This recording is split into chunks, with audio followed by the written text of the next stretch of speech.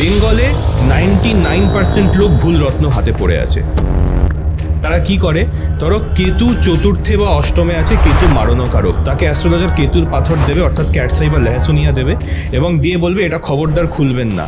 তার মানে তার মাথায় একটা বিশ্বাস ঢুকিয়ে দেওয়া হলো যে কেতুর পাথর পরে তার লাভ হবে, কিন্তু কেতু মারণকারক অবস্থায় আছে, অর্থাৎ কেতুর পাথরটা তার ইমিডিয়েটলি খুলে রাখা উচিত এবং অ্যাভয়েড করা উচিত। বাংলার ইউথ এই সময় বিভিন্ন বিষয়ে দিগ্ভ্রষ্ট হয়ে রয়েছে, কারো প্রেমের ব্যাপারে সমস্যা, প্রেম, বিয়ে বা ব্রেকআপ, মানে এই সমস্ত বিষয়গুলো যে রিলেশনশিপের ব্যাপারটা থাকে, এগুলোকে অ্যাকচুয়ালি কোনো রেমেডি বা জ্যোতিষীয় দিয়ে এটার পরিবর্তন ঘটানো যায় বা এটার কি ইম্প্যাক্ট রয়েছে? কলেজের বন্ধুকে বিয়ে করা, স্কুলের বন্ধুকে বিয়ে করা, এই ম্যারেজগুলো জেনারেলি আমি দেখেছি খুব বাজে কাজ করে, মানে এগুলো কাজই করে না। কারণ বন্ধু এবং হাজবেন্ড বা বন্ধু এবং ওয়াইফ দুটোর মধ্যে কিন্তু অনেক ডিফারেন্স আছে। এটা কি করে হতে পারে যে একই সাথে একটা যুব সমাজ, প্রপার একটা রাজ্যের, সেখানে চাকরি বাকরির অভাব হচ্ছে, তাদের কি কোনো গ্রহ একই সাথে প্রত্যেকের খারাপ চলছে? তো বেসিক্যালি যেগুলো হোয়াইট কলার জবস, তারা একটা প্রবলেমের মধ্যে পড়বে। তো মানুষ যারা এখন কর্পোরেটে খুব হাই জায়গাতেও আছেন, তাদের বরং রিস্কটা অনেকটা বেশি। কখনো আমরা দেখি রুদ্রাক্ষ সাজেস্ট করতে, কখনো জেমস্টোনও সাজেস্ট করতে। দুটোর প্রথমে আমি বলবো যে কি আলাদা রকমভাবে দুটো কাজ করে। তো সবসময় আমি বলবো যে রুদ্রাক্ষের এফেক্টিভনেসটা অনেকটা বেশি জেমস্টোনের থেকে, কিন্তু রুদ্রাক্ষের মেনটেনেন্সটাও বেশি। প্রথম কথা হচ্ছে যে সাধারণ মানুষদের, যারা ব্রাহ্মণ নয়, তাদের কিন্তু একমুখী রুদ্রাক্ষ পরা উচিত নয়। বাড়ির কালো খুলে রাখা পাথর আগের, ধরো একই রতি হয়ে গেছে, যেটা তাকে সাজেস্ট করেছে বা তার কাছে যেটা ছিল, সে কি পড়তে পারে? বাংলায় চাকরির অভাব, অনেক যুবকদের প্রেম টিকছে না, বিয়েতেও প্রচুর সমস্যা, কারো ডিভোর্সের জায়গাতেও চলে যাচ্ছে, বিভিন্ন রকম সমস্যা। হয়তো আমরা অনেকে মুখে বলি যে আমরা যৌক্তিকভাবে সব কিছু দেখি, অ্যাস্ট্রোলজিতে আমরা খুব একটা বিশ্বাস করি না, কিন্তু মনে মনে আমরা প্রত্যেকেই জানতে চাই অ্যাস্ট্রোলজিক্যালি কি আমাদের কোনো প্রবলেম হচ্ছে বা কোনো চার্টে কোনো রকম প্রবলেম রয়েছে, কিন্তু অনেক সময় আমরা জ্যোতিষের কাছে যেতেও পারি না। আজকে অনুভব ভৌমিক আমাদের সাথে এসছেন, যিনি অ্যাস্ট্রোলজিটাকে একটা ম্যাথের মতো বা অঙ্কের মতো করে বিচার করে দেখিয়ে দেন। আজকে আমরা এপিসোডটা সাধারণ মানুষের জন্য করেছি, বাংলার যুবকদের জন্য করেছি, যাদের বিভিন্ন সমস্যা চলছে, চাকরির সমস্যা, তাদের কর্মসংস্থানের সমস্যা, তাদের সম্পর্কের সমস্যা। আপনারা নিজেরা দেখে নিতে পারবেন আজকের এপিসোডের পর যে আপনাদের চার্টে কি কোথাও প্রবলেম রয়েছে, আপনার কি জেমস্টোন পড়া উচিত বা কি রুদ্রাক্ষ পড়া উচিত, বা অনেক সময় অনেক অ্যাস্ট্রোলজার আপনাকে জেমস্টোন সাজেস্ট করেছে, সেই জেমস্টোনটি আপনার বাড়িতে আগের থেকে পড়ে রয়েছে, আপনারা জানেন না সেই জেমস্টোনটি আপনারা পড়তে পারবেন কিনা, কারো পূর্ব পরিহিত সেই জেমস্টোনটি। এই ধরনের বিভিন্ন বিষয় নিয়ে আজকে আপনারা এই এপিসোডটির পর জানতে পারবেন, নিজেরা নিজেদের কিছুটা চার্টকে অ্যানালিসিস করতে পারবেন এবং দেখতে পারবেন আপনার জন্য, আপনার কি সত্যিই চার্টে কোথায় প্রবলেম রয়েছে যার জন্য এই ঘটনাগুলো আপনার জীবনে ঘটছে, এবং আপনার কিছু পরিধান করা উচিত, সেটা কোনো মন্ত্রও আপনি জপ করতে পারেন, সেই সম্পর্কেও তিনি এই এপিসোডে বলেছেন অনুভব। এছাড়াও কোনো যদি জেমস্টোন পড়ার থাকে, আপনি হয়তো সেই রুদ্রাক্ষরা নিজে ধারণ করলেন, এই সমস্ত বিষয় আপনার ক্লিয়ার হয়ে যাবে। সম্পর্ক হোক, প্রেম হোক, ব্যবসা হোক বা চাকরি হোক, সমস্ত অ্যাস্ট্রোলজিক্যাল সলিউশন রয়েছে এই এপিসোডে। এই এপিসোডটি শুধুমাত্র আপনার জন্য। অনুভব ভৌমিক আজকের এই বিশেষ পডকাস্টে এসএসএনই কনভোজে দেখতে ভুলবেন না।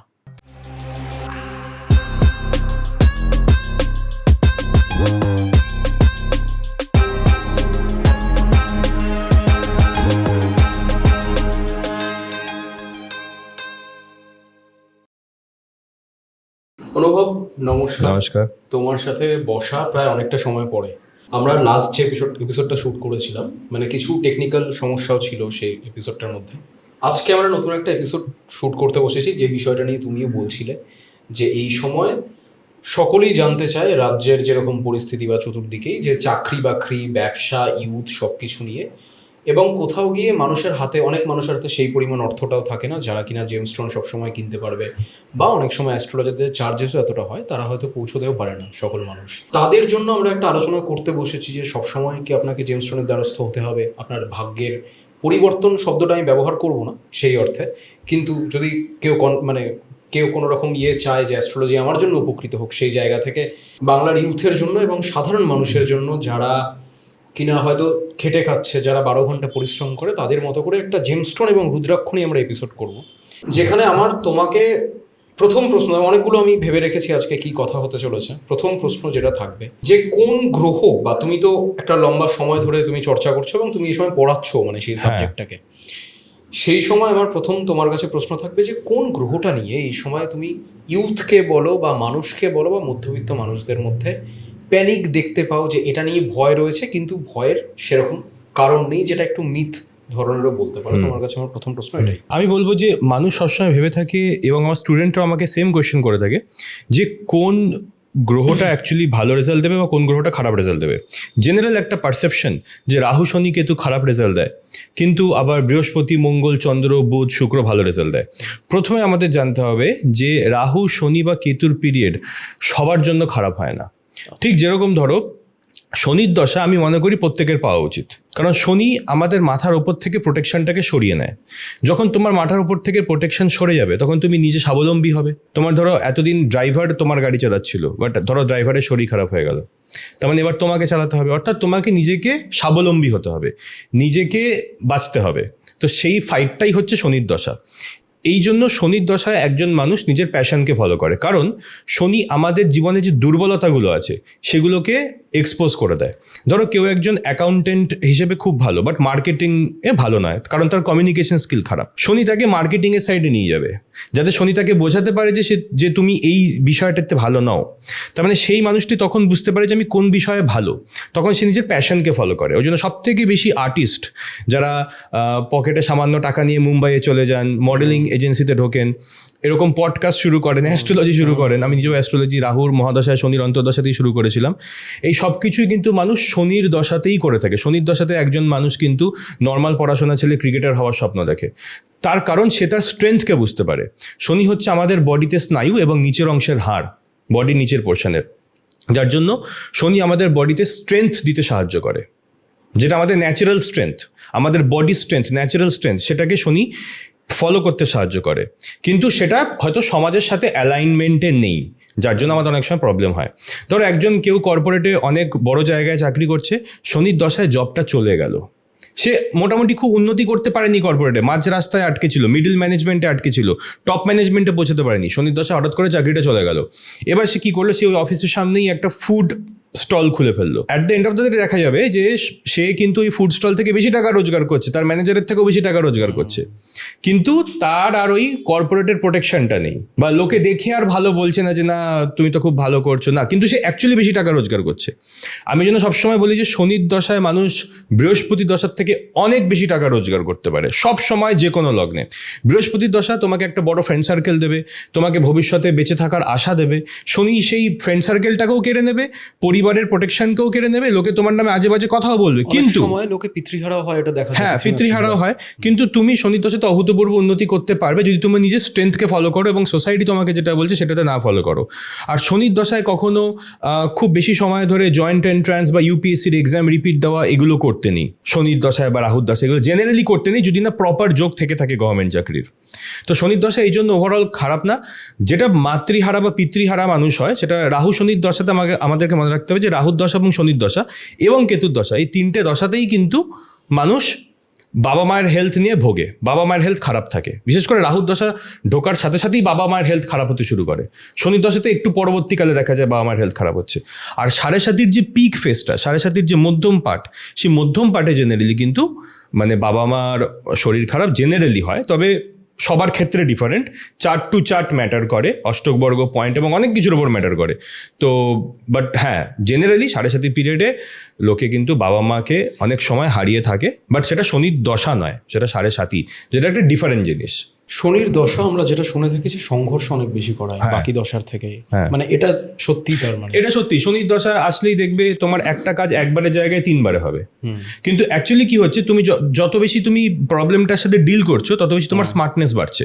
ধরো তুমি ব্যাংকে গেলে ব্যাংক অ্যাকাউন্ট খুলতে হলো না, সই মিলল না, এইটা নেই ওইটা নেই, তার মানে কি তুমি প্রবলেমগুলো ফেস করছো বলেই কিন্তু তোমার নলেজ বাড়ছে কিভাবে প্রবলেমের সাথে ডিল করতে হয়। ওই জন্য শনির দশার শুরুতে বা রাহুর দশার শুরুতে প্রচুর প্রবলেম ফেস করতে হয়, যেটা আমরা এতদিন ফেস করিনি। তারপরে আস্তে আস্তে প্রবলেমগুলো ফেস করতে করতে স্মার্টনেস এবং এক্সপার্টিসটা বাড়ে, এবং সেখান থেকে কিন্তু মানুষ আনস্টপেবল হয়ে যায়। আর শনির দশায় দীর্ঘদিন ধরে একই কাজ বারবার করে যেতে হয়। ধরো স্টিভ হার্ভি একটা উদাহরণ দিয়েছিলেন যে ধরো কেউ একজন বড় পিএইচডি করেছে এবং সে কলেজে প্রফেসর, সে মাসে হয়তো 2 লক্ষ টাকা রোজগার করছে, আর তুমি হয়তো রাস্তা ধারে ফ্রাইড চিকেন বিক্রি করছো। কিন্তু তুমি যদি দিন রাত 24 ঘন্টা ফ্রাইড চিকেন বিক্রি করো, টাকাটা কে বেশি রোজগার করবে? তো এটা হচ্ছে শনির দশা, রিপিটেটিভ ভাবে একটা কাজ করে যাওয়া, রিপিটিং ভাবে একটা কাজ করে যাওয়া। যারা বডি বিল্ডিং এ আছেন তারাও শনির দশাতে অভূতপূর্ব উন্নতি করেন, তারা ভালো বডি বিল্ড করতে পারেন, কারণ শনি রুটিন অ্যান্ড রিপিটেটিভ ওয়ার্ক, যে বারবার একটা কাজকে করা। বিরাট কোহলির লগ্নে শুনি। হ্যাঁ, এবং আমি যদি বলি, আমি যখন 2022-এ অ্যাস্ট্রোলজি শুরু করি তখন আমি প্রত্যেক দিন 10টা করে কনসালটেশন করতাম, এবং তখন আমার কনসালটেশন লেন্থ ছিল 1 ঘন্টা, যেটা এখন কমিয়ে আমি আধ ঘন্টা করেছি, কারণ অতক্ষণ কথা বলা পসিবল নয়। তো বেসিক্যালি তখন আমি প্রচুর পরিশ্রম করতাম এবং রোজ করতাম, এবং সারাদিন আমি অ্যাস্ট্রোলজি করতাম। আমার সাইডে অফিস জব ছিল, বাট সেটাকে সাইডে রেখেও কিন্তু আমি এটার জন্য ঠিক টাইম বের করে নিতাম। হ্যাঁ, ঘুমের 12টা বেজে গেছিলো, কিন্তু আমি কিন্তু করে যেতাম। তো এই ধরো এই গত 3-4 বছরে আমি প্রায় 14 থেকে 15,000 চার্ট দেখি, আমার প্রায় 14 থেকে 15,000 ক্লায়েন্ট বেস তৈরি হয়ে গেছে।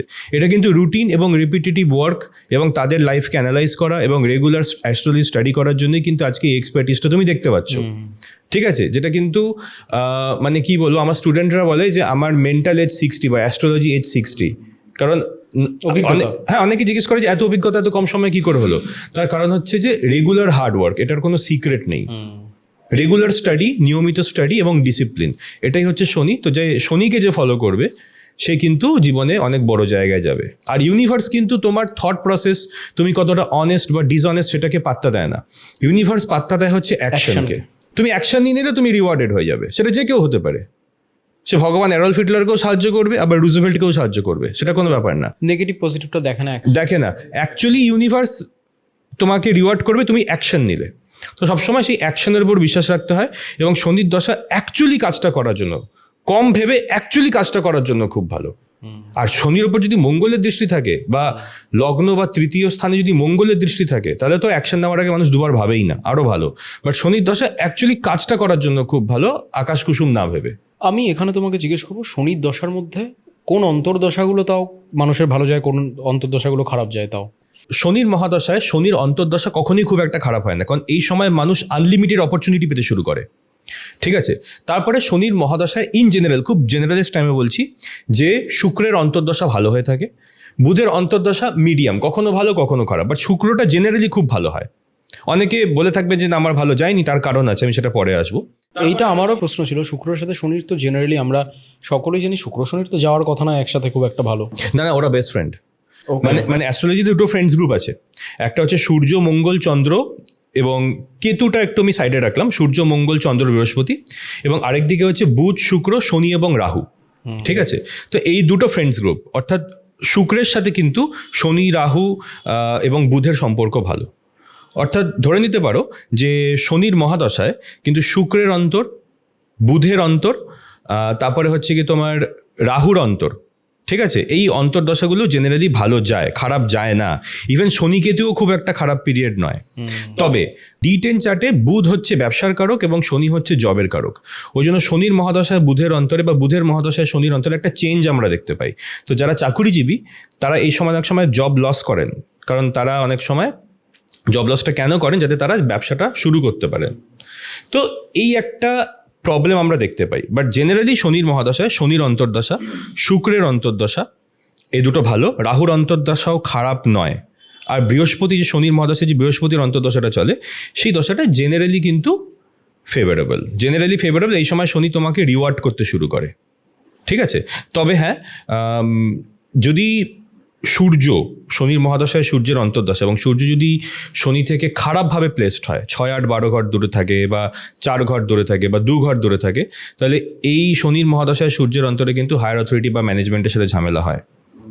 আর শনির মহাদশায় রাহুর অন্তর্দশায় এরকম একটা প্রবলেম তৈরি হয় আমাদের জীবনে, যেটা সলিউশন খুব তাড়াতাড়ি পাওয়া যায় না।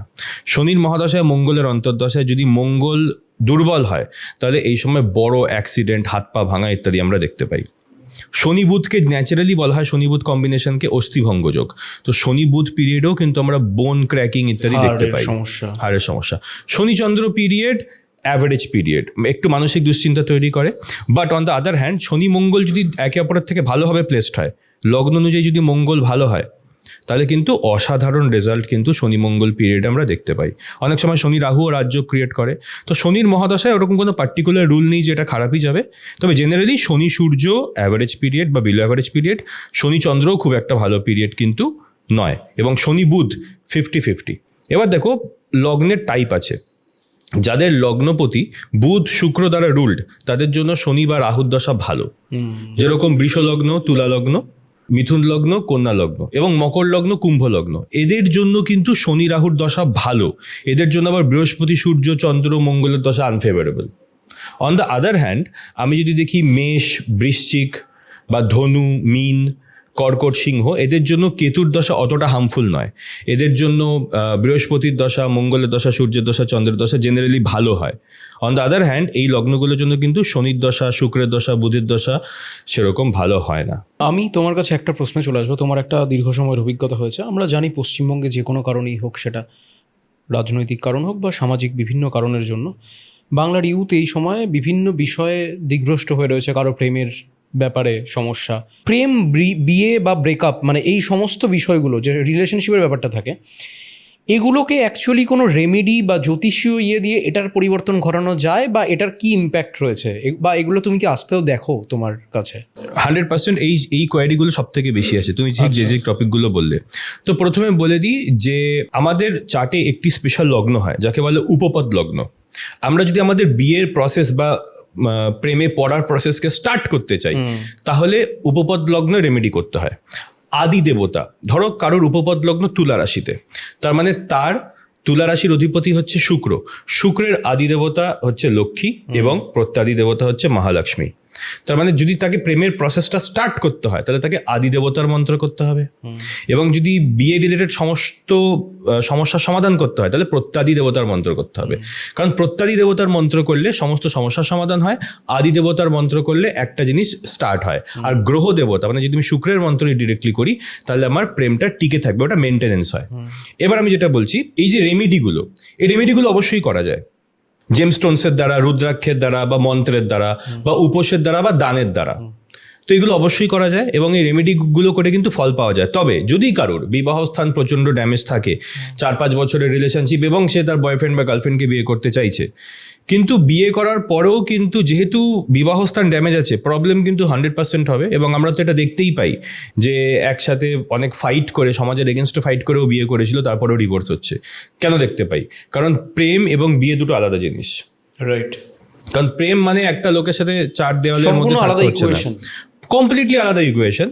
ঠিক আছে, যার জন্য কখনো ফ্রেন্ডশিপ থেকে ম্যারেজ সেরকম কাজ করে না। মানে কলেজের বন্ধুকে বিয়ে করা, স্কুলের বন্ধুকে বিয়ে করা, এই ম্যারেজগুলো জেনারেলি আমি দেখেছি খুব বাজে কাজ করে, মানে এগুলো কাজই করে না। কারণ বন্ধু এবং হাজব্যান্ড বা বন্ধু এবং ওয়াইফ দুটোর মধ্যে কিন্তু অনেক ডিফারেন্স আছে। তো সবার আগে হরোস্কোপ ম্যাচিং আমাদের করতে হয়, গুণ মিলানের পথে যেতে হয়, তারপরে দেখতে হয় যে বিভিন্ন ক্রিটিক্যাল পয়েন্টস আমাদের দেখতে হয়, চন্দ্র রাশি, সূর্য কেমন, বা প্রথম কথা বিবাহ স্থান কেমন, কারোর ক্যারেক্টার কেমন, চিটিং করতে পারে কি না। বিভিন্ন রকমের যোগ আছে, যেরকম বহুস্ত্রী যোগ যেটা মাল্টিপল ওয়াইফসকে দেখায় একটা চার্টে। রাহু কেতু সপ্তমে, বা রাহু সূর্য, কেতু চন্দ্র, কেতু সূর্য সপ্তমে, এগুলো খুবই নেগেটিভ ইন্ডিকেশন। তারপর আমরা যাই নবাংশ চার্টে। নবাংশ চার্টটাকেও আমাদের দেখতে হয়। নবাংশ চার্টে প্রথমে আমি দেখি চতুর্থ স্থান। নবাংশ চার্টে চতুর্থ স্থান থেকে আমরা দেখতে পাই যে একজন দম্পতি তাদের বিয়ে থেকে সুখ কতটা পাবে। তো নবাংশ সপ্তম স্থান থেকে দেখি যে তাদের ম্যারেজটা কেমন হবে, তাদের সেক্সুয়াল ইন্টিমেসির জায়গাটা কেমন থাকবে। তো নবাংশটাকে খুব ইনডেপথ আমাদের বিচার করতে হয়। তার সাথে আসে আমাদের উপপদ লগ্ন বিচার এবং স্ত্রীপদ বিচার। স্ত্রীপদ হচ্ছে A7, সপ্তম ঘরের অরুধা লগ্ন। সেখান থেকে আমরা একটা মানুষের সেক্সুয়াল টেস্ট বা জীবনে তার বেঁচে থাকার বা রোম্যান্টিকভাবে বেঁচে থাকার কতটা ইচ্ছে, এগুলো আমরা দেখতে পাই। তো অনেক সময় দেখি যে এত বেশি ড্যামেজ আছে যে এই মানুষটা যাকেই বিয়ে করুক সেটা সফল হবে না। তবে একটা কথা, ভারতবর্ষে কিন্তু ম্যাক্সিমাম টাইমে আমি দেখতে পেয়েছি যে শ্বশুর বাড়ির একটা খুব মেন রিজন ডিভোর্স হবার, যে ওয়াইফ হাজব্যান্ডের সাথে মানিয়ে নিচ্ছে কিন্তু শ্বশুর বাড়ির সাথে মানাতে পারছে না। আর শ্বশুর বাড়িকে দেখা হয় অষ্টম স্থান থেকে। তো একটা আমি তোমাকে থিওরি বলবো, যেটা আমার ক্ষেত্রে 95% মেলে, যে বিবাহ স্থান যতই ড্যামেজ হোক, যদি অষ্টম স্থান অর্থাৎ শ্বশুরবাড়ির স্থান যদি স্ট্রং হয়, এটা কিন্তু তাহলে কিন্তু বিয়ে ভাঙবে না। শুধু নারীর প্রসপেক্ট থেকে বলছো না, স্ত্রী পুরুষ উভয়ের? স্ত্রী পুরুষ উভয়েরই বলছি, তবে নারীদেরটা বেশি বলছি, কারণ নারীদের কি মেনলি শ্বশুরবাড়ির সাথে অতটা ডিল করতে হয়, পুরুষদের অতটা ডিল করতে হয় না, থ্যাংক গড। এটাই ঠিক আছে। আর ধরো এবার সপ্তম স্থান, বিবাহ স্থান খুব ভালো, কিন্তু ওই যে অষ্টম স্থান যেটা বিয়ের লঞ্জিভিটিকে বোঝায়, সেই জায়গাটা যদি ড্যামেজ থাকে তাহলে কিন্তু বিবাহস্থান শুভ হওয়া সত্ত্বেও কিন্তু বিয়েটা টেকে না, যেখানে মাঙ্গলিক ম্যাচিংটাও খুব ইম্পর্টেন্ট হয়ে যায়। বা আমরা যখনই না, আমি স্পেশালি যখনই অ্যাস্ট্রোলজির কোনো এপিসোড করতে বসি, আমার উদ্দেশ্য থাকে সাধারণ মানুষ এইটার ফায়দা কী করে নিতে পারে, এই সাবজেক্টটার বা নিজের জীবনে কী করে উপভোগ, মানে সেই জিনিসটা যেন ভালো করে ব্যবহার করতে পারে এবং জানতে পারে যে তাদের জন্য কোনটা সঠিক। অনেক মানুষ আমরা এখনও জানি যে যারা কিনা ডেইলি লেবারি করে বা বিভিন্ন এমন কাজের সঙ্গে যুক্ত, তারা গিয়ে অ্যাস্ট্রোলজিটা, মানে তাদের কাছে সেই অর্থটা প্রচুর পরিমাণে নেই যেখানে তারা গিয়ে একটা রেমেডি কিনতে পারে বা ইয়ে করতে পারে। তো মানুষ যদি কোনো রেমেডির জন্য যায়, মানে আমার প্রথম কথা যে রেমেডি দিয়ে কতটা চেঞ্জেস হয়, আমি সেখানে প্রশ্ন করব পাথর এবং রুদ্রাক্ষ উভয় বিষয়ে, যে রুদ্রাক্ষটা কিভাবে কাজ করে এবং পাথরটা কিভাবে কাজ করে, আমার প্রথম প্রশ্ন। তারপর আমি দুটোরই ডিটেলসে আসছি। ওকে, তো প্রথমে আমি তোমাকে বলবো যে সব শ্রেণীর মানুষের জন্য যে জেনারেল যে জেমস্টোন যেটা পড়া উচিত, প্রথম কথা হচ্ছে তোমাকে বুঝতে হবে যে তোমার অনুকূল রত্ন বা প্রতিকূল রত্ন কি। তোমার লগ্ন অনুযায়ী লগ্নস্থান, পঞ্চম স্থান এবং নবম স্থানের যে অধিপতি, সেগুলোকে বলা হয় অনুকূল রত্ন। এবং তোমার যে বাকি ঘরের বা যদি কোনো প্ল্যানেট খুব ড্যামেজ হয়ে থাকে তোমার হরোস্কোপে, সেই গ্রহের রত্ন পড়াকে বলে প্রতিকূল রত্ন। তার মানে তোমার হরোস্কোপে যদি কোনো একটি প্ল্যানেট খুব শুভ অবস্থানে থাকে, সেই প্ল্যানেটটি তোমার জন্য অনুকূল, এবং কোনো প্ল্যানেট যদি খুব খারাপ অবস্থায় থাকে, সেই প্ল্যানেটটা হচ্ছে প্রতিকূল। জেনারেলি ট্র্যাডিশনালি যেটা ফলো করা উচিত, যেটা আমি লোককে শেখাই এবং যেটাই করা উচিত, সেটা হচ্ছে যে প্ল্যানেটটা স্ট্রং, বা তোমার যে লগ্নপতি, পঞ্চমপতি বা নবমপতি, কারণ নবম স্থান হচ্ছে ভাগ্যস্থান, পঞ্চম স্থানও ভাগ্যস্থান এবং সন্তান স্থান, এবং লগ্নস্থান হচ্ছে তোমার হেলথ। তো ফার্স্ট, ফিফথ অ্যান্ড নাইন্থ লর্ডের পাথরই আমি সাজেস্ট করি, এর বাইরে আমি জেনারেলি সাজেস্ট করি না। আচ্ছা, তার সাথে আমি কর্মপতির পাথর সাজেস্ট করতে পারি, চতুর্থপতির পাথর সাজেস্ট করতে পারি, কেন্দ্রস্থানের পাথর সাজেস্ট করতে পারি, কিন্তু আমি কখনোই একটা প্ল্যানেট যে খারাপ অবস্থায় আছে সেটা সাজেস্ট করি না। আমি একটু বুঝিয়ে বলি। বেঙ্গলে 99% লোক ভুল রত্ন হাতে পড়ে আছে। তারা কি করে, ধরো কেতু চতুর্থে বা অষ্টমে আছে, কেতু মারণকারক, চতুর্থ স্থানে কেতু মারণকারক, তাকে অ্যাস্ট্রোলজার কেতুর পাথর দেবে, অর্থাৎ ক্যাটসাই বা লেহসুনিয়া দেবে, এবং দিয়ে বলবে এটা খবরদার খুলবেন না। তার মানে তার মাথায় একটা বিশ্বাস ঢুকিয়ে দেওয়া হলো যে কেতুর পাথর পরে তার লাভ হবে, কিন্তু কেতু মারণকারক অবস্থায় আছে, অর্থাৎ কেতুর পাথরটা তার ইমিডিয়েটলি খুলে রাখা উচিত এবং অ্যাভয়েড করা উচিত। না খুললে কি রেজাল্ট আসে, কতটা না খুললে সাফারিং হয়। যেমন ধরো তোমার লিভারে প্রবলেম হয়েছে, তো তুমি লিভারের ওষুধ খাবে, হার্টে প্রবলেম হয়েছে হার্টের ওষুধ খাবে। তার মানে কি, তোমার যদি মঙ্গল খারাপ থাকে তুমি মঙ্গলের পাথর পড়বে। ভুল। এইভাবে অ্যাস্ট্রোলজিতে জেমোলজি কাজ করে না। আচ্ছা, এই লজিকটা ভুল। মানে তোমার বৃহস্পতি যদি নিচস্থ হয়, তুমি পোখরাজ পড়ছো, সিট্রিন পড়ছো। আমি কি একটু তোমাকে ইন্টারাপ্ট করছি? হ্যাঁ। এটার মানে কি অ্যাস্ট্রোলজি এভাবে কাজ করে যে আমার যেটা অলরেডি স্ট্রং সেটাকে আরো স্ট্রং করো, সেটাকে স্ট্রং করা, Okay. এবং যেটা দুর্বল হয়ে আছে সেটাকে পাওয়ার না দেওয়া। সে যার দ্বারা হেল্প হচ্ছে তাকে স্ট্রং করতে পারি। Okay. ধরো শুক্র কন্যা রাশিতে নিচস্থ, কন্যা রাশির অধিপতি হচ্ছে বুধ, বুধের পাথর পান না, তো শুক্রে নিচস্থ হওয়ার জন্য আমি বুধের পাথর দেব। আচ্ছা, বা শুক্রের যে নিচভং হচ্ছে, যেমন নিচতা ভঙ্গ হয়, যেমন শুক্রকে নিচভং দিতে পারে বুধ এবং বৃহস্পতি। তো আমি দেখবো যে বুধ বা বৃহস্পতির মধ্যে লগ্ন অনুযায়ী কোনটি অনুকূল পাথর, সেই পাথরটা আমি দেব। তার মানে আমি সবসময় প্রথম কথা পজিটিভ রত্নের পাথর দিতে ভালোবাসি। ঠিক আছে, মানে কারো যদি মেষ লগ্ন হয়, আমি এবার লগ্ন অনুযায়ী আসি, কারো যদি মেষ লগ্ন হয় তাহলে লগ্নপতি মঙ্গল, পঞ্চমপতি সূর্য, নবমপতি বৃহস্পতি। তো মানে কারো যদি মেষ লগ্ন হয় তাহলে আমি তাকে মঙ্গলের পাথর অর্থাৎ পলা, লাল পলা বা রক্তপ্রবাল, সূর্যের পাথর বা রুবি, বা বৃহস্পতির পাথর যেটা পোখরাজ বা টোপাস বা সিট্রিন, এটা দিতে পারি। আমি তাকে কখনোই কিন্তু তার ষষ্ঠপতির পাথর মানে বুধের পাথর অর্থাৎ পান্না দেব না, unless or until it is really required যে বুধ নিচস্থ হয়ে আছে। এবার ধরো বুধ যদি নিচস্থ হয়ে থাকে, বুধকে নিচভং দিতে পারে শুক্র অথবা বৃহস্পতি। মেষ লগ্ন অনুযায়ী শুক্র খুব একটা ভালো প্ল্যানেট নয়, মারক, কিন্তু বৃহস্পতি আবার নবমপতি, অর্থাৎ আমি তাকে বৃহস্পতির পাথর দেব। তো এইভাবে আমরা যে প্রতিকূল গ্রহ তাকে অনুকূল রত্ন দিয়ে সাহায্য করি এবং অনুকূল প্ল্যানেটকেও তার নিজের পাথর দিয়ে সাহায্য করি। এবার ধরো মেষ লগ্ন বৃহস্পতি খুবই ড্যামেজ হয়ে গেছে, তখন আমি আর বৃহস্পতির পাথর দেবো না, কারণ তখন সেই শুভ গ্রহই কিন্তু প্রতিকূল হয়ে গেছে। অর্থাৎ সবসময় আমরা অনুকূলকে ধরে নিই যাতে সেই জাতকের অনুকূলই হয়। এবার ধরো কাউকে তার চার্টে এমন কিছু আছে, যেরকম আমার চার্টে রাহু 10-এ আছে, সূর্য 6 আছে। রাহু 10-এ থাকলে সূর্য হরোস্কোপে যেখানেই থাকুক তার 12টা বাজিয়ে দেয়। তার মানে আমি মকর লগ্ন অনুযায়ী আমার রুবি পড়া উচিত নয়, তাও দেখো আমি রুবি পড়ে আছি, রাইট, কিন্তু কোন হাতে পড়ে আছি, বাঁ হাতে পড়ে আছি। তার মানে যদি আমাকে প্রতিকূল গ্রহের রত্ন পড়তেই হয়, লগ্ন অনুযায়ী শত্রু এরকম গ্রহের পাথর পড়তেই হয়, সেটা আমাকে বাঁ হাতে পড়তে হবে। বাঁ হাত রুলড হচ্ছে শুক্রের দ্বারা, আর ডান হাত রুল হচ্ছে বৃহস্পতি দ্বারা। ঠিক আছে, বাঁ হাতে পড়লে কিন্তু তার নেগেটিভ এফেক্ট কমে। আচ্ছা, এবং যদি আমাকে ধরো কারোর বৃষলগ্নের জন্য শনি একটি অসাধারণ প্ল্যানেট, তো যদি কেউ শনির পাথর পড়ে থাকে বাট তার একটু ভয় লাগছে নীলা পড়বো বাহাত দিয়ে শুরু করুক, দেখুক আগে যে কি। হ্যাঁ ঠিক আছে। এবার আরেকটা ব্যাপার হচ্ছে আঙ্গুলের বিভিন্ন ক্যাটাগরি আছে, যেরকম আমাদের যে থাম্ব ফিঙ্গার, বুড়ো আঙ্গুল থাম্ব, ঠিক আছে, এটি হচ্ছে আকাশ তত্ত্ব। আমাদের যে তর্জনী হচ্ছে আমাদের জলতত্ত্ব। তো এবার জলতত্ত্বের গ্রহ কারা? শুক্র এবং চন্দ্র, অর্থাৎ ডায়মন্ড এবং মুক্ত কিন্তু তর্জনীতে পড়া যেতে পারে। কড়ি আঙ্গুল বা লিটল ফিঙ্গার বা কনিষ্ঠা, এটি হচ্ছে পৃথিবী তত্ত্ব। তো এই পৃথিবী গ্রহ কি? বুধ। তো বুধের পাথর অর্থাৎ এমেরাল্ড বা পেরিডট কিন্তু বা সবুজ পাথর কিন্তু কড়ি আঙ্গুলে পড়া যেতে পারে। এবার দেখো জলতত্ত্ব এবং পৃথিবী তত্ত্ব একে অপরের বন্ধু, কারণ জলই মাটিকে উর্বর করে। তো যার জন্য কিন্তু জলতত্ত্বের গ্রহের জেমস্টোন সেটা কিন্তু কড়ি আঙ্গুলেও পড়া যেতে পারে, অর্থাৎ মুক্ত কিন্তু কড়ি আঙ্গুলেও পড়া যেতে পারে, ঠিক আছে, এবং ডায়মন্ড কিন্তু কড়ি আঙ্গুলেও পড়া যেতে পারে। মিডল ফিঙ্গার হচ্ছে বায়ুতত্ত্ব, ওই জন্য গোমেদ বা নীলা কিন্তু মধ্যম আঙ্গুলেই পড়া উচিত।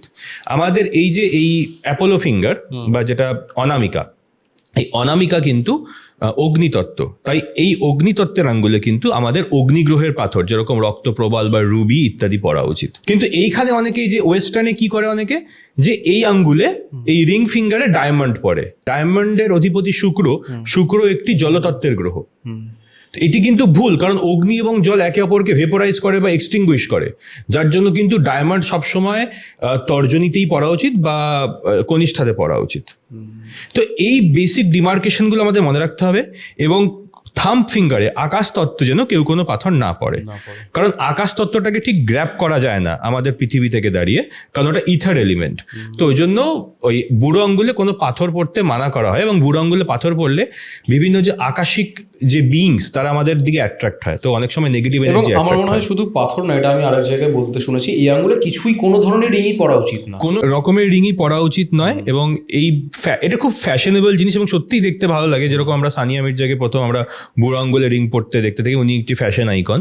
তবে অবশ্যই ফ্যাশনের জন্য কে মানা করবে, কিন্তু সবসময় পরে থাকতে আমি মানা করবো। তোমার কাছে যে প্রশ্নটা থাকবে, বাংলায় চাকরি বাকরির প্রচণ্ড অভাব, এটা কি করে হতে পারে যে একই সাথে একটা যুব সমাজ প্রপার একটা রাজ্যের, সেখানে চাকরি বাকরির অভাব হচ্ছে, তাদের কি কোনো গ্রহ একই সাথে প্রত্যেকের খারাপ চলছে, বা খারাপ চললেও জানি একটু প্রশ্নটা হয়তো অন্যরকম হতে পারে, একটু বোকা বোকা সাউন্ড করতে পারে, বাট প্রত্যেকের জন্য একসাথেই কি কোনো রেমেডি হয় যাদের মানে এরকমভাবে একটা তাদের চাকরির এই লেভেলে অভাব, বা আমরা দেখতে পাচ্ছি চাকরির জন্য প্রতিনিয়ত।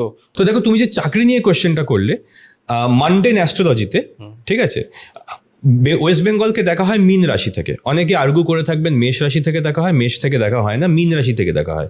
কারণ আমরা বাঙালিরা প্রচণ্ড আর্টিস্টিক, এবং মীন রাশিতে শুক্র উচ্চস্থ হয়, এবং আমরা প্রচণ্ড স্পিরিচুয়াল এবং আর্টিস্টিক, আবার আমরা নন ভেজও খেতে ভালোবাসি, ঠিক আছে। তো এটা কিন্তু অনেকটা শুক্রের মানে ব্যাপারটা চলে আসছে। এবার দেখো, বর্তমানে মীন রাশির উপর দিয়ে কিন্তু শনির গোচর হচ্ছে, এবং এটা 2027 অক্টোবর অবধি কিন্তু চলবে। এবার তারপরে মেষ রাশিতে শনি প্রবেশ করলেও কিন্তু ব্যাপারটা পুরোপুরি ঠিক হবে না। আমার ধারণা শনি যখন বৃষ রাশিতে প্রবেশ করবে, অর্থাৎ 2030 ফার্স্ট কোয়ার্টারের পরেই কিন্তু সমস্ত সমস্যার সুষ্ঠুভাবে সমাধান হবে। তার আগে সমাধান করতে গেলে লড়াই করে সমাধান করতে হবে, এবং যদি কেউ 2030 ফার্স্ট কোয়ার্টার অবধি অপেক্ষা করে, তারপরে ন্যাচারালি নতুন জব কিন্তু ক্রিয়েট হবে যখন শনি বৃষ রাশিতে প্রবেশ করবে। মানে এমপ্লয়মেন্টের ইয়েটা পশ্চিমবঙ্গে বাড়বে, বা একটা চাকরি হবে 2030 পরবর্তী সময়। এবার আমি কিছু জেনারেল প্রেডিকশন দিই। মানে যখন আমি ইউরেনাস নেপচুন প্লুটোর কিছু প্লেসমেন্ট দেখছিলাম, যদিও ভেদিক অ্যাস্ট্রোলজিতে আমরা এটাকে ইউজ করি না, কিন্তু ওয়ার্ল্ড অ্যাস্ট্রোলজিতে, মানডেন অ্যাস্ট্রোলজিতে আমি এটাকে ইউজ করে থাকি। সেই অনুযায়ী আমি দেখলাম যে 2032 সালের পর মানে সেলফ এমপ্লয়মেন্ট বাড়বে, এবং 2036 পর প্রায় ওটা 80 to 90% যাবে। অর্থাৎ যে ট্র্যাডিশনাল যে আইটি জব বা নর্মাল যে জব, প্রাইভেট জবস, সেগুলো অনেকটা অটোমেশন বা এআই এর দ্বারা প্রভাবিত হয়ে যাবে। আচ্ছা, মানে এআই কিন্তু যেরকম রিসেন্টলি আমরা দেখতে পাচ্ছি যে এনভিডিয়া অ্যানাউন্স করেছে যে ওরা এজিআই, আর্টিফিশিয়াল জেনারেল ইন্টেলিজেন্স নাকি অ্যাচিভ করে ফেলেছে। তো বেসিক্যালি যেগুলো হোয়াইট কলার জবস, তারা একটা প্রবলেমের মধ্যে পড়বে। তো 2032 আগে নিজের কিছু একটা বানিয়ে নেওয়াটা খুব ইম্পর্টেন্ট হবে, এবং 2036 আগে পুরোপুরি ইন্ডিপেন্ডেন্ট হয়ে যাওয়া উচিত হবে। যেরকম আগেরকার দিনে কি হতো, যে অনেকে টাইটেল থাকতো black Smith, gold Smith, Potter. কেন? কারণ তাদের নিজের ইন্ডিপেন্ডেন্ট প্রফেশন ছিল, তাই তো। তো সেই দিকে মনে হয় আমাদের কিছুটা ইন্ডিভিজুয়ালিস্টিক স্কিলসের দিকে ফিরে যেতে হবে। ঠিক আছে, জেনারেল যে ফিল্ডগুলো হয় সেগুলো যেমন মার্কেটিং, অ্যাকাউন্টেন্সি, এটা নিজের জন্য করতে হবে, কোনো কর্পোরেটের জন্য না। রাইট। তো মানুষ যারা এখন কর্পোরেটে খুব হাই জায়গাতেও আছেন তাদের বরং রিস্কটা অনেকটা বেশি। তো আমি বলবো যে তারাও যেন নিজের কিছু একটা ই কমার্স বা কিছু একটা খুলে নেয়। তুমি ফ্রিল্যান্সিং এর কথা বেসিক্যালি প্রমোট করছো, ফ্রিল্যান্সিং এর কথা বলছি, এবং আমরা অ্যাস্ট্রোলজি চার্ট থেকে পুরো ক্লিয়ারলি দেখতে পাই যে কার কার কোন কোন মানি মেকিং সোর্সেস আছে। অনুভব, আমরা দুটো জিনিস জেনারেলি দেখি, একটা পাথর মানে জেমস্টোন আর একটা রুদ্রাক্ষ। কখনো আমরা দেখি রুদ্রাক্ষ সাজেস্ট করতে, কখনো জেমস্টোনও সাজেস্ট করতে। দুটোর প্রথমে আমি বলবো যে কি আলাদা রকমভাবে দুটো কাজ করে। তো সবসময় আমি বলবো যে রুদ্রাক্ষের এফেক্টিভনেসটা অনেকটা বেশি জেমস্টোনের থেকে, কিন্তু রুদ্রাক্ষের মেনটেনেন্সটাও বেশি। কিন্তু আমি তো তাহলে বলবো লোকে জেমস্টোন কেন বেশি পড়ে? আমার মনে হয় রুদ্রাক্ষ অনেক বেশি সহজলভ্য, বলবো না, টাকার দিক থেকে অনেক টাকার দিক থেকে ইজি, কারণ রুদ্রাক্ষের মেনটেনেন্স খুব ডিফিকাল্ট। যেরকম ধরো প্রথম কথা হচ্ছে যে সাধারণ মানুষদের যারা ব্রাহ্মণ নয়, ব্রাহ্মণ মানে নট নর্মাল ব্রাহ্মণ, যারা পূজারি টাইপের নন, তাদের কিন্তু একমুখী রুদ্রাক্ষ পরা উচিত নয়। আচ্ছা। এবার সেকেন্ড হচ্ছে গিয়ে রুদ্রাক্ষের মেনটেনেন্স আছে। যেরকম ধরো তিনমুখী রুদ্রাক্ষ, হ্যাঁ, তার মন্ত্র হচ্ছে ওম ক্লিম নমঃ। তো এই ওম ক্লিম নমঃটা কিন্তু প্রত্যেক সপ্তাহে একবার 108 বার করে করতে হয়।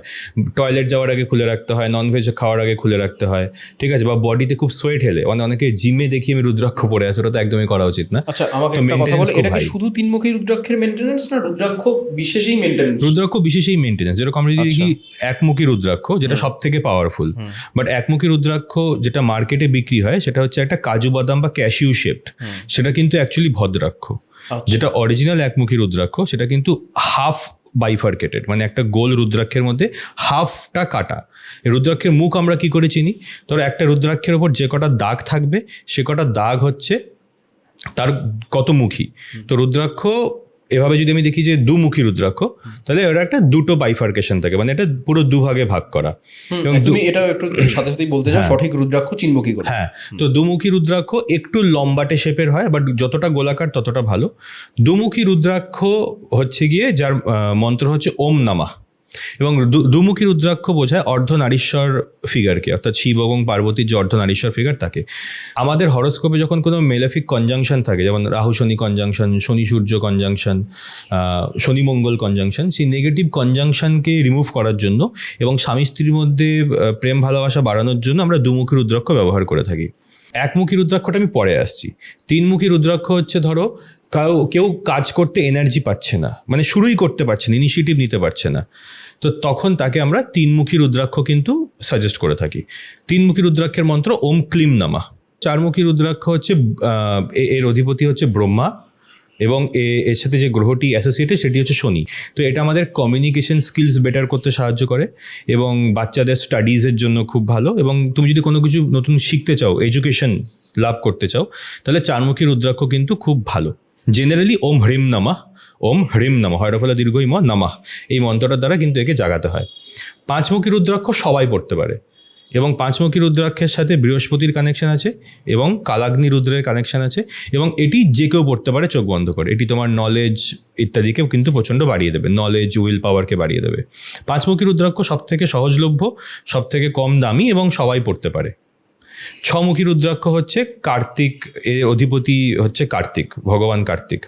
ছমুখী রুদ্রাক্ষ পড়লে আমাদের কিন্তু গভর্নমেন্ট চাকরি পাওয়ার যোগ বা তপস্যার যোগ, বা কোনো কিছুতে আমরা সাধনা করছি, আমরা কিছু একটা হতে চাই, সাকসেস চাই, কম্পিটিটিভ হতে চাই, তার জন্য কিন্তু ছমুখী রুদ্রাক্ষ ভালো। কিন্তু ছমুখী রুদ্রাক্ষ বিয়ের আগে খুলে রাখতে হয়, কারণ ছমুখী রুদ্রাক্ষ পড়লে আবার বিয়ে হতে চায় না। ঠিক যেরকম পান্না পড়লে বিয়ে হতে চায় না, ওই জন্য বিয়ের আগে এবং বিয়ের কয়েকদিন পর অবধি পান্নাটা রিমুভ করে রাখতে হয়, কারণ বুধ শুক্রকে নিচস্থ করে। যাই হোক, রুদ্রাক্ষে ফিরে আসি। তো ছমুখী রুদ্রাক্ষ, ছমুখী রুদ্রাক্ষের মন্ত্র ওম হাম হুম নমঃ। সাতমুখী রুদ্রাক্ষের অধিপতি হচ্ছে দেবী লক্ষ্মী, এবং এটি হচ্ছে piece, harmony, business partnership, marriage ইত্যাদির জন্য ভালো। বর্তমানে সাতমুখী রুদ্রাক্ষকে পাঁচমুখী রুদ্রাক্ষ থেকে বেশি পপুলার মার্কেটিং করে করা হয়েছে, কারণ এটির দাম বেশি, যাতে এটিকে বেশি করে বিক্রি করা যায়। কিন্তু এটা আসলে সত্যি না, আসলে পাঁচমুখী রুদ্রাক্ষই কিন্তু বেশি এফেক্টিভ এবং সবাই সার্বজনীনভাবে পড়তে পারে। আটমুখী রুদ্রাক্ষ হচ্ছে আমাদের হেলথ অ্যান্ড লঞ্জিভিটির জন্য। পাঁচমুখী এবং আটমুখী সবাই পড়তে পারে। আটমুখী হচ্ছে আমাদের লং লাইফ, কোনো ডিজিজ থেকে ওভারকাম করার জন্য, এবং এর সাথে এর অধিপতি হচ্ছে গণেশ, এবং এর যে মন্ত্র সেটি হচ্ছে ওম হ্রিম নমঃ। ওম হ্রিম নামা। তারপরে যদি আমি চলে আসি, মানে ওম হ্রিম নামাটা তো যে কোনো রুদ্রাক্ষের জন্যই তুমি করতে পারো, তার সাথে একটা স্পেশালাইজড মন্ত্র থাকে, ঠিক আছে? যেরকম সাতমুখীর হচ্ছে যেমন ওম হ্রিম হুম নামা, আর আটমুখীর হচ্ছে ওম হ্রিম নামাটা জেনারেল, বাট তুমি আবার আলাদা করেও করতে পারো ওম হাম হুম নামা। তো এরকম মন্ত্রগুলো করে করে অ্যাক্টিভ রাখতে হয়। নমুখী রুদ্রাক্ষের সাথে কানেকশন আছে নবদুর্গার, তার অধিপতি হচ্ছে নবদুর্গা, এবং নমুখী রুদ্রাক্ষ কিন্তু আমাদের জীবনে ভিক্টরি বা মেন্টাল ইনস্টেবিলিটি, যারা বিভিন্ন রকম ড্রাগ অ্যাবিউসে ভুগছেন, সাইকটিক প্রবলেমসে ভুগছেন, যারা একটু বেশি মানসিক অস্থিরতায় ভুগছেন, তাদের জন্য নমুখী রুদ্রাক্ষ খুব ভালো। আমার দুটি প্রশ্ন রয়েছে, ইন্টারাপ্ট করে করব। সেটা হচ্ছে, তুমি যে রুদ্রাক্ষের নিয়মগুলো বললে, মানে তুমি মন্ত্রও বলে দিলে, মানুষ ধরো কারো কাছে রুদ্রাক্ষ রয়েছে এই মুহূর্তে, সে কেনার সময় প্রথম কথা কতটা পড়বে এবং একবার পরার পরে কি কি নিয়ম রয়েছে, সে বাথরুমে যাওয়ার সময় বা স্নানাগারে যাওয়ার সময় খুলে আমি রাখছে, ডিটেলসে বলে দিচ্ছি। তুমি একটু বলে দাও। হ্যাঁ, ডিটেলসে বলে দিচ্ছি। প্রথম হচ্ছে রুদ্রাক্ষের 4টি কালার হয়। একদম যে সাদা কালারটা সেটা হচ্ছে ব্রাহ্মণ বর্ণের জন্য, লাল কালারটা হচ্ছে ক্ষত্রিয় বর্ণের জন্য, ব্রাউন কালারটা হচ্ছে বৈশ্য বর্ণের জন্য, এবং কালো কালারটি হচ্ছে শূদ্র বর্ণের জন্য। তাহলে ব্রাহ্মণ, ক্ষত্রিয়, বৈশ্য, শূদ্র, তো এভাবে আমরা কিভাবে ডিসাইড করবো যে কোন কালারটা আমার জন্য ঠিক? প্রথমে তোমাকে দেখতে হবে তোমার বর্ণাডা লগ্না কোথায়, তোমার বর্ণ লগ্ন কোথায়। বর্ণাডা লগ্না থেকে একাদশ ঘর, সেই একাদশ ঘরের অবস্থাটা কি, সেইখানে যে গ্রহের আধিপত্য থাকবে বা সেই যে রাশি, যেটা যদিও সেটা একজন এক্সপার্ট অ্যাস্ট্রোলজারটা দেখেই বলা উচিত, সেটাই সাধারণ মানুষ এটা হ্যাঁ। বোঝাটা মুশকিল। তো তখন আমি যেটা বলতে চাইছি যে তাহলে কিন্তু এই 4টে কালারের মধ্যে একটা কালার বেছে নেওয়া উচিত। জেনারেল বলে দিই, যারা একদম পূজারি বা ভগবানের কাজ করেন তাদের জন্য হোয়াইট কালার খুব ভালো। যারা একটু মানে এডুকেশন রিলেটেড, প্রফেসর, টিচার বা কনসালটেন্ট, তাদের জন্য ব্রাউন কালারের ভালো। যারা একটু সৈনিক বা যোদ্ধা, তাদের জন্য লাল কালারের ভালো। এবং যারা খেটে খাওয়া মানুষ বা পরিশ্রমী মানুষ, তাদের জন্য কালো রঙের রুদ্রাক্ষ কিন্তু খুব এফেক্টিভ হয়, যারা শারীরিক পরিশ্রম বা কায়িক পরিশ্রম করে থাকে। রুদ্রাক্ষ পরার নিয়ম হচ্ছে যে প্রথমে একটি রুদ্রাক্ষ কিনে সেটিকে সর্ষের তেলে 1 বা 2 দিন ডুবিয়ে রাখা, তারপরে 1 দিন ঘিতে ডুবিয়ে রাখা, 1 দিন দুধে ডুবিয়ে রাখা। তারপরে সোমবার দিন সকালে ব্রহ্ম মুহূর্তে, অর্থাৎ 3:30 থেকে 4টের মধ্যে সেটিকে রুদ্রাক্ষের স্পেসিফিক মন্ত্র দিয়ে ধারণ করা, লাল বা কালো সুতোয়, যে কোনো একটি সুতো, সেটা চার্ট অনুযায়ী ম্যাটার করছে কোনটা। সেইটা ধারণ করার পর রুদ্রাক্ষের যে মন্ত্র, সেই মন্ত্রটাকে প্রত্যেক সপ্তাহে একবার 108 বার করে বা প্রত্যেক দিন একবার 108 বার করে মেনটেন করা। স্নান করতে যাওয়ার আগে, জিম করতে যাওয়ার আগে, টয়লেট যাওয়ার আগে এবং ননভেজ খাওয়ার সময় রুদ্রাক্ষ খুলে রাখাটা বেটার। আর রুদ্রাক্ষ কিন্তু এরকম নয় যে সারাদিন পরে থাকতে হবে, সবসময় পরে থাকতে হবে জেমস্টোনসের মতো, না। রুদ্রাক্ষ কিন্তু দিনে 12 ঘন্টা পরে থাকলে মোর দ্যান এনাফ, যেটা কিন্তু জেমস্টোনের জন্য নয়। তো রুদ্রাক্ষ কিন্তু খুব সহজ। তো 5মুখী, 8মুখী, 10মুখী সবাই পড়তে পারে। 10মুখী রুদ্রাক্ষ হচ্ছে কেরিয়ারের জন্য, তো এটাও মাথায় রাখতে হবে। ঘুমানোর সময় পরে থাকতে পারো, অসুবিধা নেই। আমি তো মানে বলি যে হ্যাঁ, পরে থাকাই যায়। আর অনেকে রিলেশনশিপের প্রবলেম আসে না, তাদের আমি বলি 13মুখী রুদ্রাক্ষ পড়তে, কারণ 13মুখী রুদ্রাক্ষের অধিপতি হচ্ছে কামদেব। সো 13মুখী রুদ্রাক্ষ পড়লে কিন্তু রিলেশনশিপ রিলেটেড প্রবলেম মেটে। কোর্ট কেস বা গভর্নমেন্টের সাথে সমস্যা বা গভর্নমেন্ট জব চাইছে, তাদের জন্য 12মুখী রুদ্রাক্ষ ভালো। আমি একটা ছোট্ট ফর্মুলা দেবো এখানে। তিথি অনুযায়ী রুদ্রাক্ষ পড়া যায়। পঞ্চমীতে 5মুখী, ষষ্ঠীতে 6মুখী, একাদশীতে 11মুখী। আর বাকি হেলথ আর ওয়েলথের জন্য কীভাবে রুদ্রাক্ষ পড়তে হয় তার স্পেসিফিক ফর্মুলা আছে, সেই ফর্মুলাটাও মেনটেন করা যায়। আমি তোমাকে এখানে একটা প্রশ্ন করবো। জেমস্টোনের ক্ষেত্রে যেমন তোমাকে অ্যাস্ট্রোলজারের কাছে যেতেই হবে, একটা সাধারণ মানুষ ডিটেলসগুলো বুঝতে পারবে না অতটা নিজের চার্টের। রুদ্রাক্ষের ক্ষেত্রে তুমি কিছু বলে দিলে যে কেরিয়ারের জন্য এটা পড়তে পারো, এটার বিয়ের জন্য এটা পড়তে পারো, এটার জন্য এটা পড়তে পারো, তাহলে কি রুদ্রাক্ষের ক্ষেত্রে আমার চার্ট দেখার দরকার নেই? কোনো একটা সাধারণ মানুষ উঠলো যে আমার তো এটার সমস্যা হচ্ছে, একজন অ্যাস্ট্রোলজার বললেন যে আমি কেরিয়ারের জন্য এটা নিতে পারি, তিনি কি সেটা নিতে পারবেন? এটার জন্য চার্ট দেখার দরকার পড়ে না তুমি বলছো? রুদ্রাক্ষ পড়ার জন্য হেলথ ওয়েলথের জন্য চার্ট দেখার দরকার পড়ে, আচ্ছা। কিন্তু কিছু জেনারেল রুদ্রাক্ষ সবাই পড়তে পারে। 5মুখী নলেজ, 10মুখী কেরিয়ার, 8মুখী হেলথ অ্যান্ড লঞ্জিভিটি, ঠিক আছে। আর 13মুখী হচ্ছে নিজেকে বেশি অ্যাট্রাকটিভ করে তোলার জন্য। এগুলো সবাই পড়তে পারে এবং এটা তুমি চার্ট নির্বিশেষে বলছো? চার্ট নির্বিশেষে। আমি না কালকে জানি তোমার সাথে যখন এপিসোডটা বেরোবে, আমি জানি আমার কিছু পরিচিত মানুষজন, আমি খুব মানুষের সাথে যখন কথাবার্তা বলি তখন এটা বুঝতে পারি আমাকে কি মানে কথাটা তারা বলতে চলেছে, যে ভাই এইটা তো বললো এরকম এরকম 4 রকমের কালার আছে, যে ব্রাহ্মণদের জন্য এরকম একটা কালার, তাদের জন্য কাদের পড়া উচিত। ইয়ার আমরা তো কালার ছাড়, আমরা তো প্লাস্টিকের রুদ্রাক্ষ পাচ্ছি, হয়তো আমরা তো অরিজিনালটাই বুঝতে পারছি না। তুমি যদিও বুঝিয়ে দিলে যে একমুখীটা এরকম থাকবে, দ্বিমুখীটা এরকম থাকবে, তুমি আমাকে একটা প্রশ্ন উত্তর দাও। তুমি যখন নিজের অভিজ্ঞতা থেকে কি দেখতে পাও এখন বাজারে যে ন্যাচারালি যে রুদ্রাক্ষগুলো পাওয়া যাচ্ছে, এগুলো কি আদৌ অরিজিনাল, না আমি পেলেও কোথার থেকে পেতে পারি আজকে সঠিক রুদ্রাক্ষ? হ্যাঁ, জেনারেলি রুদ্রাক্ষের যে মেন প্রকিউরমেন্টটা হয় সেটা দুটো জায়গা থেকে হয়। প্রাইমারি হচ্ছে নেপাল, আর সেকেন্ডারি হচ্ছে ইন্দোনেশিয়ার রুদ্রাক্ষ একটু ছোট, বা নেপালি রুদ্রাক্ষ খুব দেখতে সুন্দর এবং বড়। তো লোকে কিন্তু নেপালি রুদ্রাক্ষ বেশি পছন্দ করে। এবং রুদ্রাক্ষর অনেক রকম টেস্ট হয়, জলে ডুবিয়ে টেস্ট, এইভাবে টেস্ট, ওইভাবে টেস্ট, বাট এটা সাধারণ মানুষের পক্ষে বোঝা সম্ভব না। রুদ্রাক্ষের প্রপার এক্সামিনেশন হবে এক্স রে টেস্ট করলে। তো যখনই কেউ অনলাইনে কারোর কাছ থেকে রুদ্রাক্ষ খুঁজছেন, একটা এক্স রে টেস্ট করে নিলে কিন্তু সেটা কটামুখী সেটা কিন্তু পিওরলি বেরিয়ে যায়। মানে ফেক রুদ্রাক্ষ থেকে তাহলে আপনি বাঁচতে পারবেন। কারণ অনেকে প্লাস্টিকের রুদ্রাক্ষ, অ্যাকচুয়ালি আমি নিজেও একবার দেখেছি যে প্লাস্টিকের রুদ্রাক্ষ বিক্রি হচ্ছে আমার চোখের সামনে, কিন্তু হাতে নিয়ে বুঝতে পারছি, কিন্তু আমি প্রমাণ করতে পারবো না, বা অনেক রকমের ডাই লাগানো হয়। তাও তো এইটা তুমি বুঝতে পারছো, একটা সাধারণ মানুষ যে কিনতে যাবে একটা নিজের জন্য, সে তো সেটাও বুঝতে পারবে না। তাকে ডিমান্ড করতে হবে যে আমার এক্স রে রিপোর্টটাও চাই। তার জন্য যদি আমি 200-300 টাকা বেশি দিই তাহলে অসুবিধা নেই। যেমন অনেকে জেমস্টোন কেনার সময় অনেকে খুব স্ট্যান্ডার্ড রিপোর্ট চান বা ল্যাব টেস্টেড মেটেরিয়াল চান, তো সেই ল্যাব টেস্টিংগুলোর জন্য এক্সট্রা ফিস পে করতে হয়। সেটা করে দিলেই কিন্তু যে প্রোভাইডার আছে তিনি কিন্তু পাঠিয়ে দেবে। তুমি প্রথমে জেমস্টোনের এই প্রোভাইডার ইয়েটা বললে, আমি একটা খুব কন্ট্রোভার্সিয়াল হতে চলেছে হয়তো প্রশ্নটা করবো, যে জেমস্টোনের যে সার্টিফিকেশনগুলো, এগুলোর উপর কতটা ভরসা করা যায়? যে লোকাল সার্টিফিকেশনগুলো সেগুলো খুব একটা ওয়েল ট্রাস্টেড নয়, কিন্তু অনেক এরকম বড় বড় এজেন্সি আছে, গুগল সার্চ করলেই পেয়ে যাবে, এবং তারা কিন্তু খুব অথেন্টিক রিপোর্টটাই দেবে তোমাকে। তো সেই সময় তোমাকে কি করতে হবে, তুমি যে প্রোভাইডার তার কাছ থেকে চেয়ে নিতে হবে যে আমার এই পার্টিকুলার সার্টিফিকেশনটা চাই। তাহলে যে জেমস্টোন বিক্রি করছে সে সেই পার্টিকুলার সার্টিফিকেশনটা কিন্তু কাস্টমারকে প্রোভাইড করবে, তার জন্য এক্সট্রা চার্জ নেবে। তো যদি কেউ 20,000 টাকা খরচ করে, তাহলে আরো 2,500 টাকা একটা রিপোর্টের জন্য কিন্তু নিয়েই তার শিওর হয়েই তবে এগোনো উচিত। আমরা যেমন রুদ্রাক্ষ কিছু বিশেষে রয়েছে যে আমি কেরিয়ারের জন্য এটা পড়তে পারি, সম্পর্কের জন্য তুমি বললে ওটা চার্ট নির্বিশেষে যে কেউ পড়তে পারে। জেমস্টোনে কি এরকম রয়েছে? না, জেমস্টোনে আমি বলবো, তবে পোখরাজ পড়া যেতে পারে। বৃহস্পতি যদি খারাপ ভালো থাকে, কারণ বৃহস্পতি দ্বিতীয়, পঞ্চম, নবম এবং একাদশ ঘরের কারক, তো বাট স্টিল চার্ট দেখে নেওয়াটা বেটার। আর না হলে মন্ত্র তো আছেই, মন্ত্র তো ফ্রি। মন্ত্রের ব্যাপারটা তুমি একটু বলো, যে মন্ত্রটা মানুষ কিভাবে ব্যবহার করতে পারে, বা কারা, মানুষ তো জানেও না কোন মন্ত্রটা কাদের জন্য প্রয়োজন। অশুভ কোনো গ্রহের অশুভ প্রভাব তখন আমরা পাই যখন কোনো গ্রহ অষ্টম স্থানে থাকে।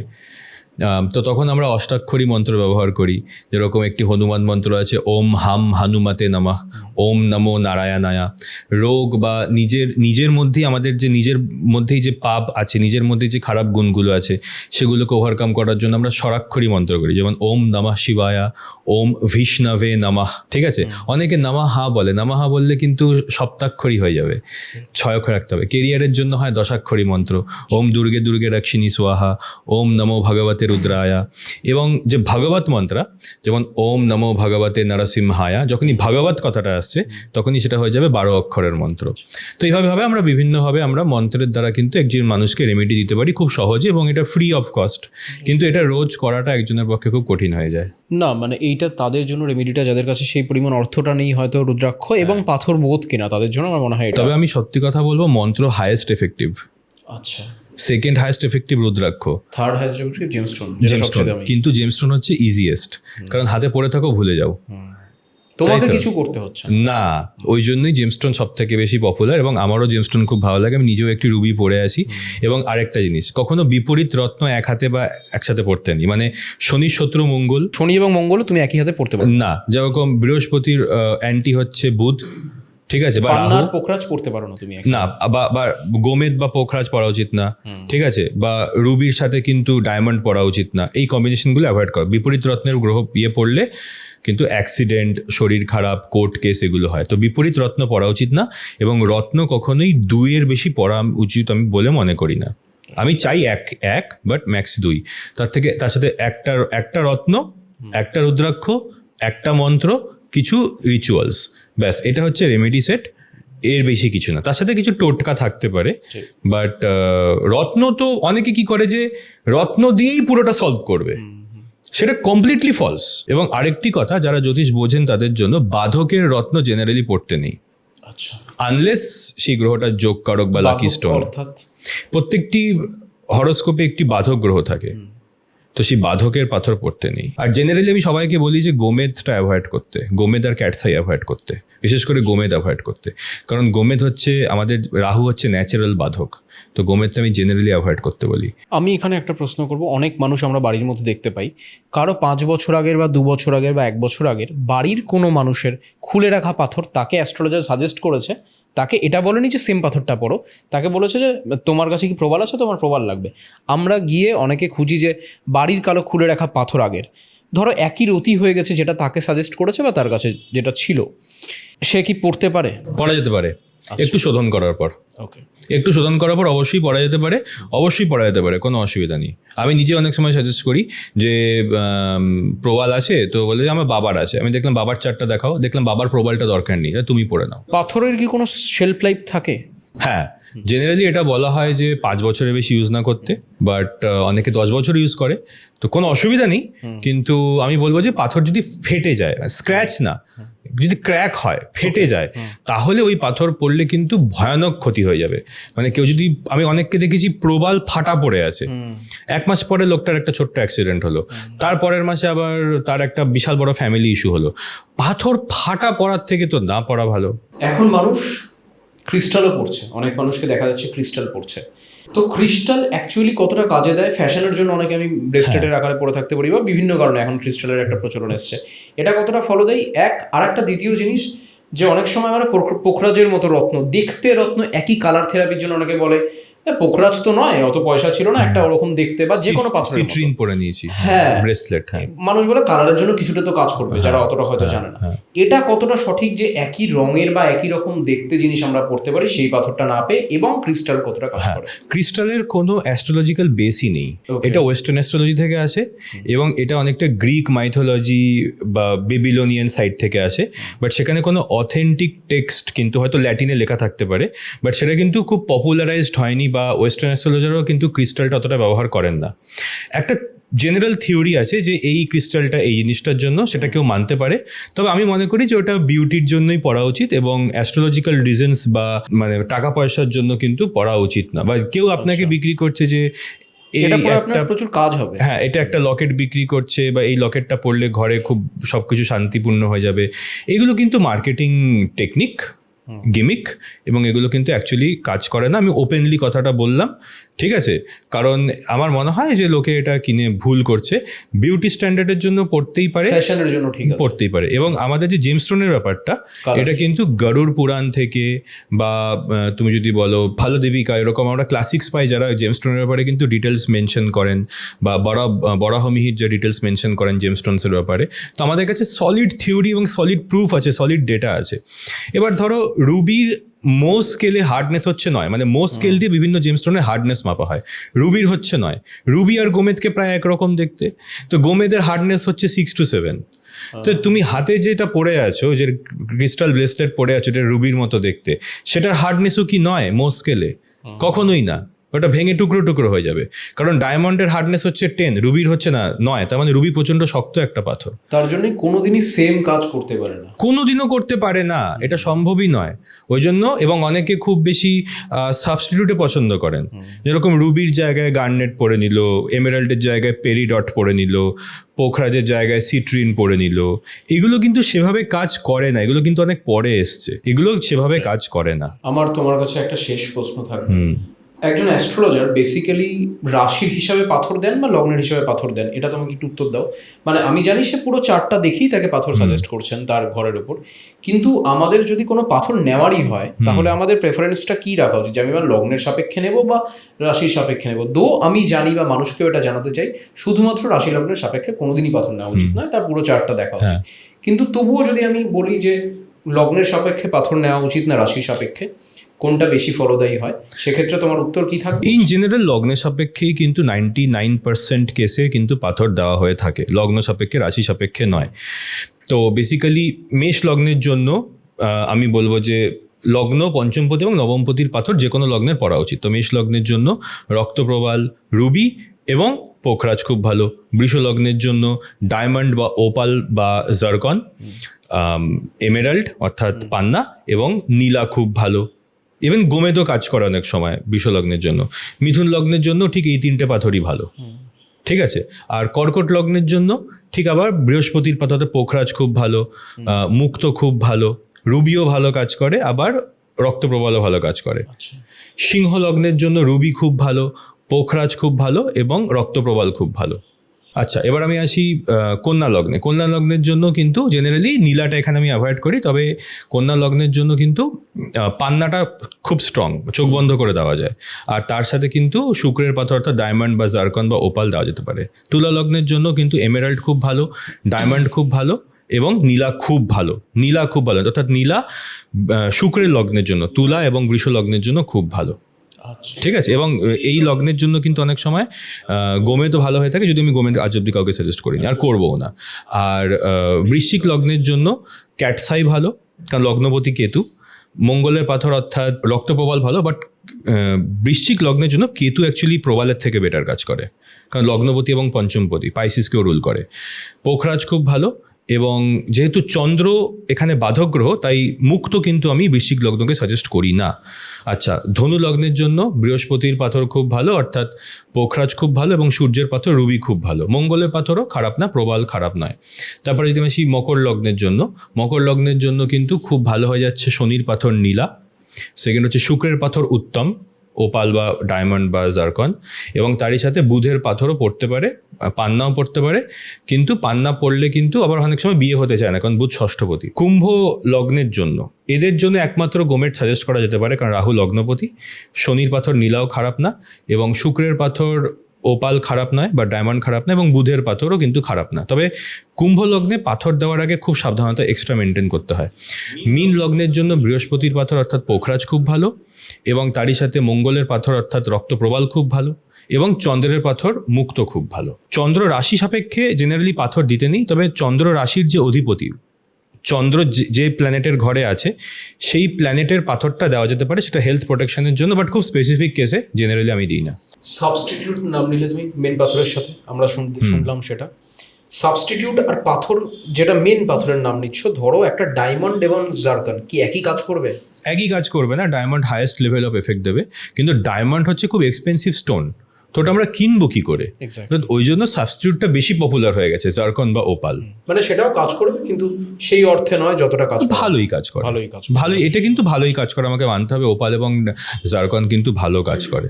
অনুভব, অসংখ্য ধন্যবাদ। মানে আমাদের আমরা লাস্ট ইয়েতে এসে পৌঁছলাম, এবং আমার মনে হয় আমি আজকে সেই প্রশ্নগুলো করার চেষ্টা করলাম যেগুলো সাধারণ মানুষের না, মানে আজকে আমরা হয়তো জেমস্টোন এবং রুদ্রাক্ষ মাথায় রেখে, মানুষের রেমেডিকে মাথায় রেখে একটা এপিসোড করলাম, কিন্তু সেই জায়গায় তোমার বিভিন্ন যে মানুষের প্রশ্নগুলো ওঠে সাধারণ মানুষের, যে আমরা নিজেরা কি করে বুঝবো, আরো কিছু ইনসাইটস দরকার হয়, যেটা কিনা আমরা হয়তো সবসময় অ্যাস্ট্রোলজারদের কাছে গিয়ে পাই না, বা একটা এপিসোডে যদি একটা ইনসাইটস গুলো জানতে পারি, যে এই জায়গাগুলো অনেকের অনেক সময় প্রশ্ন হয়। যেন আমার বাবাই একদিন আমাকে জিজ্ঞেস করছিল, এই পাথরটা কারো কাছে শুনিস তো, যে এই পাথরটা আরেকজনের রাখা, আমি কি রিইউজ করতে পারি? এই ধরনের প্রশ্নগুলো আমরা করলাম। তো আশা করি মানুষের এই এপিসোডটি ভালো লাগবে। তোমার কেমন লাগলো? আমার তোমার সাথে কথা বলে খুব ভালো লাগলো। আমি প্রথম আমার যে পডকাস্ট জার্নি শুরু, সেটা তোমার সাথেই। তোমার পডকাস্টে আমার প্রথম পডকাস্ট ছিল, এবং ওই পডকাস্টে আমরা ডিটেলসে ডিসকাস করেছিলাম অ্যাস্ট্রোলজির বেসিক্সের ব্যাপারে। তো খুব ভালো লাগলো আজকে আবার তোমার সাথে কানেক্ট করে। Thank you.